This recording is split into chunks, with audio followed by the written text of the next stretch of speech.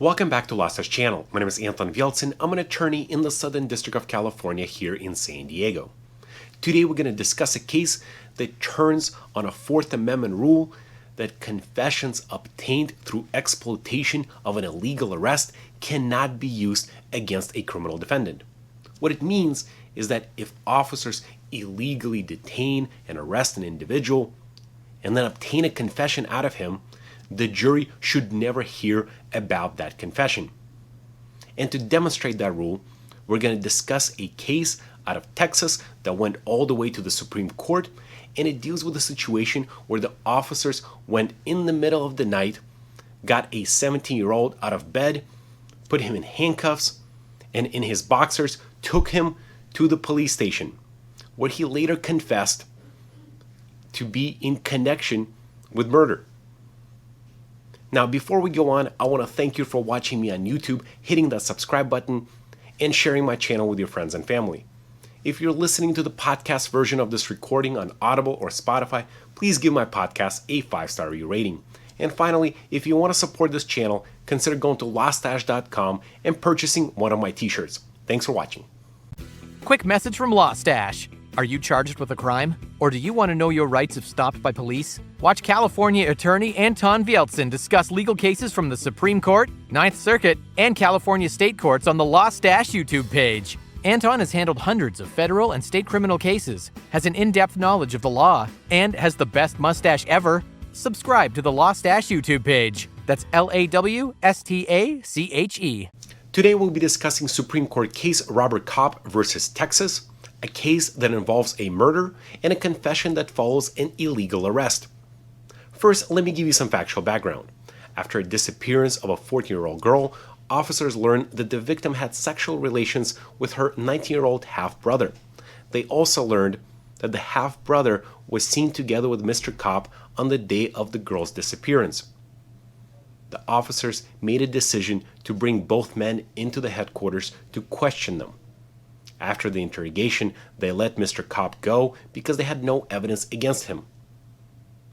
The 19-year-old half-brother, on the other hand, failed a polygraph 3 times, and on the 3rd time, he confessed to the murder of his half-sister and told the officers where he dumped the body in the ditch. He also implicated the 17-year-old Mr. Kaupp. Officers first thought to get an arrest warrant for Mr. Kaupp, but they believed they didn't have enough probable cause to make the arrest, so they didn't get the warrant. But still, the detectives made the decision to go and confront Mr. Kaupp. Detective Gregory Pinkins, in his own words, later told the court that he wanted to get Kaupp in and confront him with what the brother had said. In the company of 2 other plainclothes detectives and 3 uniformed officers, Pinkins went to Kaupp's house at approximately 3 a.m. in the morning.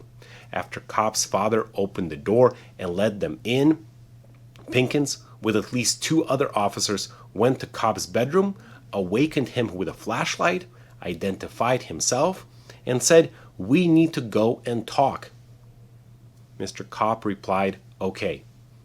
The 2 officers then handcuffed Kaupp and led him, shoeless and dressed only in boxer shorts and a t-shirt, out of his house and into a patrol car.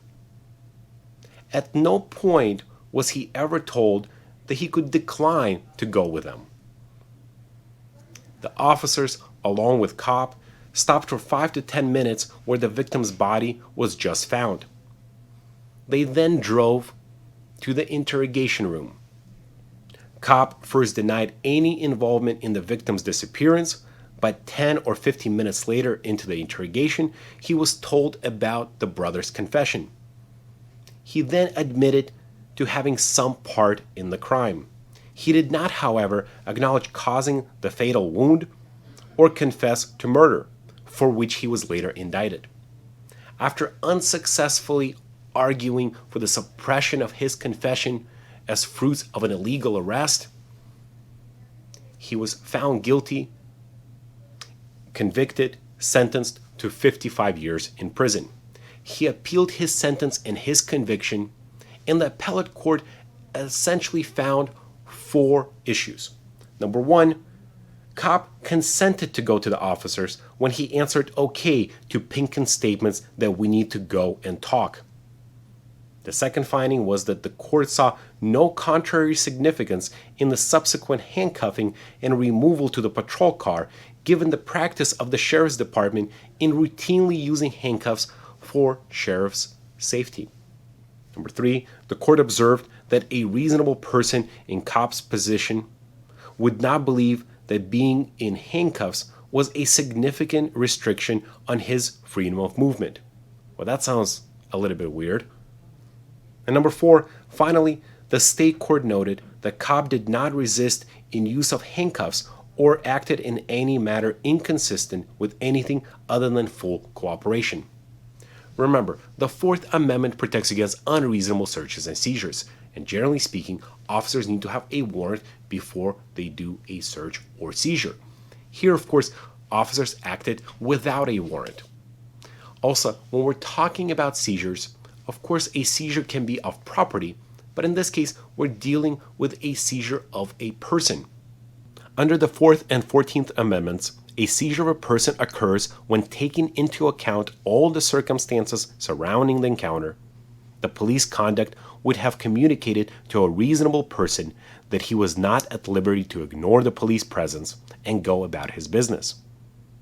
Examples of circumstances that might indicate a seizure, even where the person did not attempt to leave, include the threatening presence of several officers, the display of a weapon by an officer, some physical touching of the person, or the use of language or tone of voice indicating that a compliance with the officer's request might be compelled. Notably, the Supreme Court has never sustained against the Fourth Amendment challenge a forceful removal of a person from his home to the police station and the detention there without probable cause or a warrant. And here, the state does not claim to have had probable cause, and a straightforward application of the test just mentioned shows beyond cavil that Kaupp was arrested within the meaning of the Fourth Amendment. A 17-year-old boy was awakened in his bedroom at 3 a.m. in the morning by at least 3 police officers, one of whom stated, "We need to go and talk." He was then taken out in handcuffs, without shoes, dressed only in his underwear in January, placed in a patrol car, driven to the scene of a crime, and then to the sheriff's office, where he was taken into interrogation room and questioned. The Supreme Court says that Kaupp's okay in response to Pinken's statement is not a showing of consent under these circumstances, because Pinkens did not give him a choice. There is no reason to think that Kaupp answered was anything more than a mere submission to a claim of a lawful authority. If reasonable doubt were possible on this point, the ensuing events would resolve it. Removal of one's house in handcuffs on a January night with nothing on but underwear for a trip to a crime scene on a way to an interview room at law enforcement headquarters, even if initially consensual encounter, can be transformed to a seizure or detention within the meaning of the Fourth Amendment. And then, of course, the court also says the fact that the officers routinely handcuff individuals when they transport them for officer safety, that does not mean that he consented to that handcuffing. As for the lack of resistance, failure to struggle with a cohort of deputy sheriffs is not a waiver of Fourth Amendment protection, which does not require perversity of resisting arrest or assaulting a police officer. Since Kaupp was arrested before he was questioned, and because the state does not even claim that the sheriff's department had probable cause to detain him at that point, well-established precedent requires suppression of the confession. I hope you've learned a little bit more about confessions, about this case, and how an illegal arrest can then have to suppress the confession that follows it. If you like this video, please give it a thumbs up. and share it with your friends and family. If you're listening to the podcast version of this recording on Audible or Spotify, please give my podcast a 5-star review rating. And finally, if you want to support this channel, consider going to lawstash.com and purchase one of my t-shirts. Thanks for watching.